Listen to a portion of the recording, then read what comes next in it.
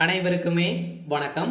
சற்று முன் கிடைக்கப்பெற்ற ஒரு மிக மிக முக்கியமான செய்தி ஒன்று வெளியாகி உள்ளது.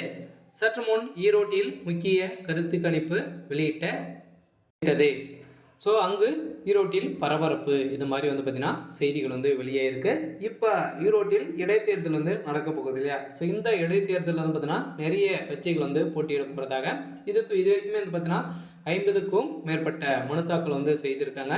இந்த மனு தாக்கலின் அடிப்படையில் இப்போ அதிரடியாக இந்த ஈரோட்டில் இடைத்தேர்தல் யார் வெற்றி பெறுவாங்க அப்படின்றது தான் ஒரு மிகப்பெரிய கருத்து கணிப்பு பார்த்தீங்கன்னா இப்போ ஒரு சேனல் நடத்திய நிலையில் பார்த்தீங்கன்னா அதிரடியாக இப்போ அந்த கருத்து கணிப்பு வெளியிட்டு இருக்காங்க.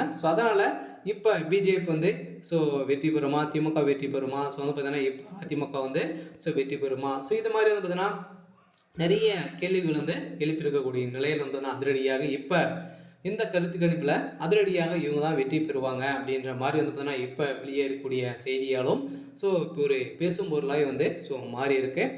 இதை பற்றி இந்த வீடியோவில் பார்க்கலாம். அதுக்கு முன்னாடி நம்ம சேனலுக்கு இப்போ தான் நீங்கள் முதல் முறையாக வந்துடுங்க அப்படின்னா மறக்காமல் நம்மளுடைய சேனலை சப்ஸ்கிரைப் பண்ணி சப்போர்ட் பண்ணுங்கள்.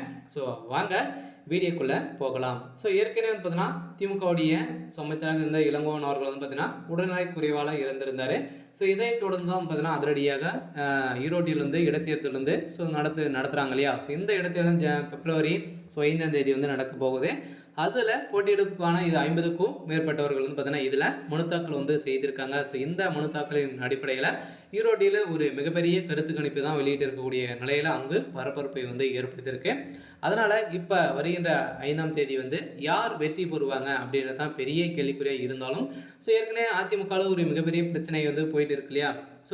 ஓபிஎஸ் தரப்பும் இபிஎஸ் தரப்புமே பார்த்தீங்கன்னா இருவருமே நிறுத்தி வச்சிருக்கக்கூடிய நிலையில் அவங்களுக்கு இருவருக்குமே யார் நீங்கள் ஓட்டு போட்டு நீங்களே யார் நிறுத்த வைப்பீங்க அப்படின்ற முடிவு செஞ்சுக்கோங்க அப்படின்ற மாதிரி நீதிமன்றம் தலையிடலை.